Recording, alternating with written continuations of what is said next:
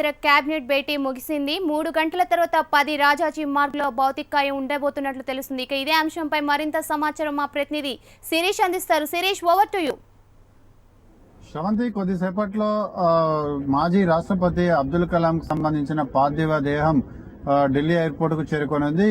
కొద్దిసేపట్లో ప్రధాని నరేంద్ర మోడీతో పాటుగా హోంమంత్రి రాజ్నాథ్ సింగ్, రక్షణ శాఖ మంత్రి మనోహర్ పారికర్, త్రివిధ దళాధిపతులు వీళ్ళందరూ కూడా ఎయిర్పోర్ట్ కు చేరుకోనున్నారు. అక్కడ సైనిక వందనాలతోటి ఆయన మృతదేహానికి నివాళులు అర్పిస్తారు. నివాళులు అర్పించిన తర్వాత 12:30 ప్రాంతంలో ఎయిర్పోర్ట్ నుంచి ఆయన నివాసమైన 10 రాజాజీ మార్గ్ కి పార్థివ దేహాన్ని తీసుకుని వస్తారు. అక్కడ 1:30 నుంచి 3 గంటల వరకు వివిఐపీస్ ఎవరైతే ఉన్నారో వాళ్ళందరూ కూడా ఆయన పార్థివ దేహాన్ని దర్శించి నివాళులు అర్పించేందుకు అవకాశం కల్పిస్తారు. 3 గంటల నుంచి ఒక గంటన్నర పాటు అంటే సాయంత్రం వరకు 4 గంటల ప్రాంతం వరకు సాధారణ పబ్లిక్ ఆయన పార్థివ దేహాన్ని దర్శించేందుకు అనుమతిస్తారు. ఈ రోజు సాయంత్రానికల్లా పార్థివ దేహాన్ని చెన్నైకి తరలించాలి, చెన్నై నుంచి రామేశ్వరానికి తరలించాలని చెప్పేసి కూడా ఏర్పాట్లన్నింటి కూడా చేస్తున్నారు. కొద్దిసేపటి క్రితము కంప్లీట్ అయిన కేంద్ర కేబినెట్ భేటీలో కూడా 2 అంశాలపై తీర్మానాలు చేయడం జరిగింది.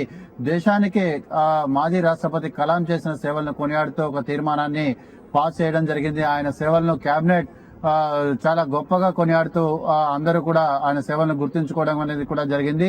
అయితే కుటుంబ సభ్యుల యొక్క కోరిక మేరకు ఆయన అంత్యక్రియలను రామేశ్వరంలోనే నిర్వహించాలని చెప్పేసి కూడా కేంద్ర కేబినెట్ ఒక అంగీకారానికి రావడం కూడా జరిగింది. ఎందుకంటే పెద్దన్న దాదాపు 99 సంవత్సరాల వయసు ఉన్నారు.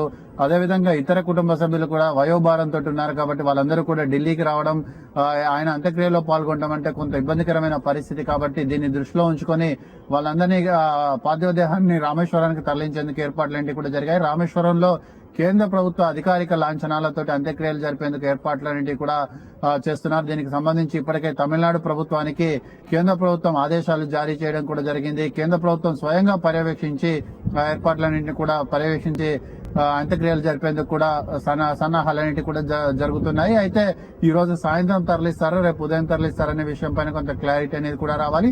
అయితే ఎవరైనా ప్రముఖులు వస్తే మాత్రం రేపు సాయంత్రం గానీ ఎల్లుండి ఉదయం గానీ అంత్యక్రియలు చేసేందుకు ఏర్పాట్లన్నీ జరుగుతున్నాయి. ఇంకా ఆ షెడ్యూల్ విషయంలో కొంత క్లారిటీ అనేది కూడా రావాలి. కొద్దిసేపటి క్రితం పార్లమెంట్ ఉభయ సభలలో కూడా ఇటు లోక్సభలో స్పీకర్ సుమిత్రా మహాజన్, అదేవిధంగా రాజ్యసభలో చైర్మన్ హమీద్ అన్సార్ ఇద్దరు కూడా కలాం దేశానికి చేసిన సేవలను కొనియాడుతూ సంతాప తీర్మానాన్ని చదివి వినిపించడం జరిగింది. దాన్ని సభ ముజువానీ తోటి ఆమోదించడంతో రేపటికి ఉభయ సభలు కూడా వాయిదా పడ్డాయి. 7 రోజుల పాటు సంతాప దినాలను నిర్వహించాలని చెప్పేసి కూడా కేంద్ర కేబినెట్ తీర్మానించడం కూడా జరిగింది. సో మొత్తం కలాం అంత్యక్రియలకు అయ్యే ఖర్చును మిగతా వాటన్నింటినీ కూడా కేంద్ర ప్రభుత్వమే చూసుకుంటుంది. దీనికి సంబంధించి ఒక మినిస్టర్ ని కూడా డిప్యూటీ చేసే అవకాశాలు ఉన్నాయి. శ్రవంతి,